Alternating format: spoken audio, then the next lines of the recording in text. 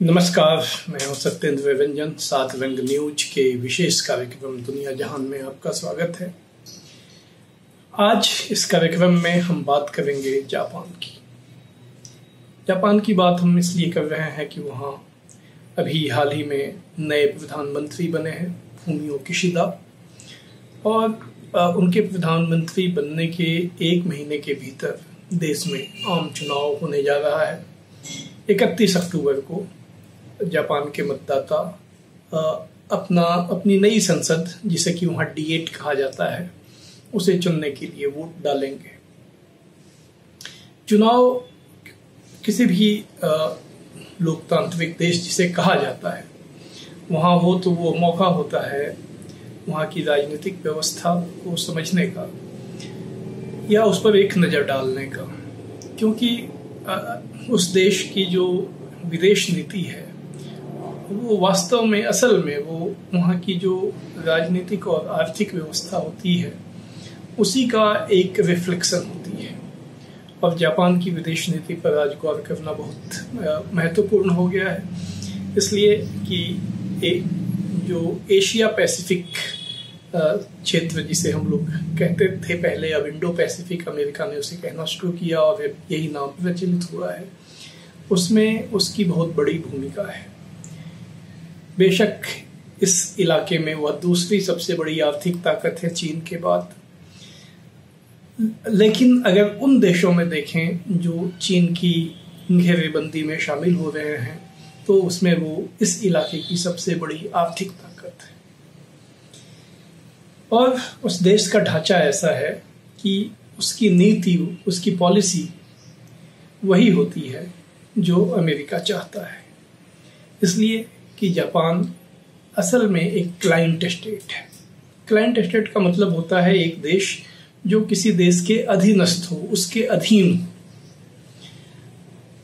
और जापान के इतिहास के बारे में जो हम लोग जानते हैं कि किस तरह सेकेंड वर्ल्ड वॉर में उस पर एलाइड फोर्सेस की जीत के बाद उस पर एलाइड फोर्सेस का कब्जा हुआ था और बाद में वो पूरी तरह से अमेरिका के प्रभाव में आ गया। और जो वहाँ संविधान लागू हुआ वो जापान के लोगों ने खुद नहीं बनाया था, बल्कि उसके ऊपर से एक तरह से थोपा गया, और जिसमें ये शर्त रखी गई थी कि वो अपनी सेना नहीं बना सकता है, वो ऐसी सेना नहीं बना सकता है जो किसी देश पर आक्रमण कर सके।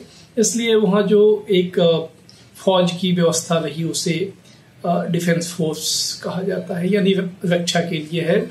पहले उसकी शक्ति और संख्या भी बहुत कम थी, हाल में उसमें बढ़ोतरी हुई है, और जाहिर है वो इसीलिए हुई है क्योंकि अमेरिका ऐसा चाहता है। जापान में आज भी अमेरिकी सैनिक तैनात हैं। अमेरिका का सबसे बड़ा सैनिक अड्डा विदेश में, अमेरिका के तकरीबन 800 अड्डे हैं, उनमें सबसे बड़ा अड्डा जापान में ही है। ओकिनावा उनका एक बहुत ही बहुचर्चित अड्डा है। और बात सिर्फ डिफेंस और फॉरेन पॉलिसी की नहीं है, जो इकोनॉमिक पॉलिसी है उसमें भी जापान एक तरह से आप कह सकते हैं कि मजबूर है वही उस प्रेस्क्रिप्शन को, उस नुस्खे को मानने के लिए जो अमेरिका उस पर थोपता है।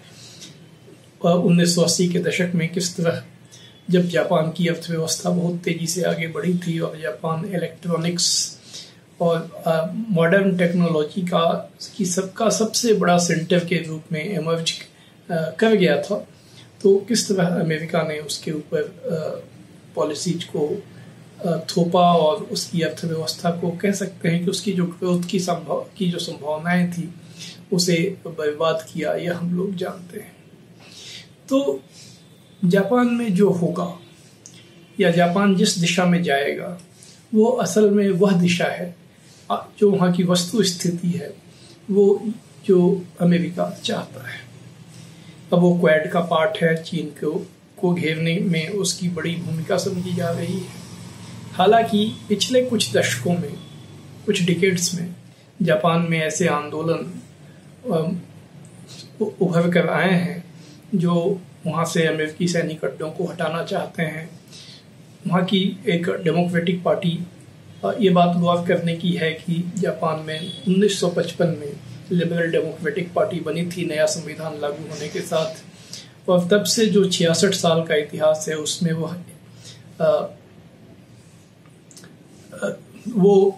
62 साल वही पार्टी सत्ता में रही है।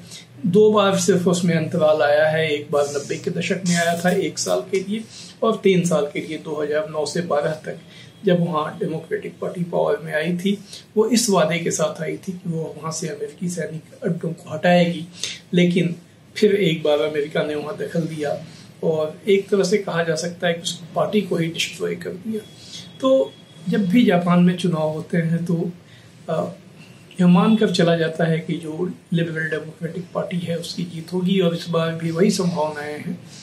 हालांकि जो ऑपोजिशन ने इस बार एक बड़ा गठबंधन बनाया है और उसने जो डिस्कोर्स है उसको इनइक्वलिटी, गैर बराबरी और सामाजिक न्याय और ऐसे आर्थिक न्याय जैसे मुद्दों पर लाने की कोशिश की है।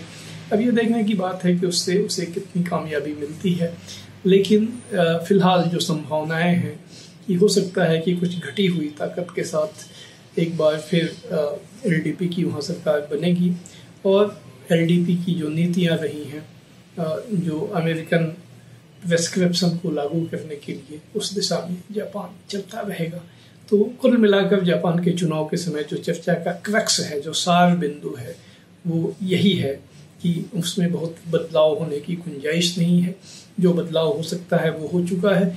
जो एलडीपी के लीडरशिप में बदलाव आया, जो प्राइम मिनिस्टर थे यासुहिदे सुगा, और उनकी घटती लोकप्रियता की वजह से पद छोड़ना पड़ा, और उनकी जगह फूमियो किशिदा नए प्रधानमंत्री बन चुके हैं।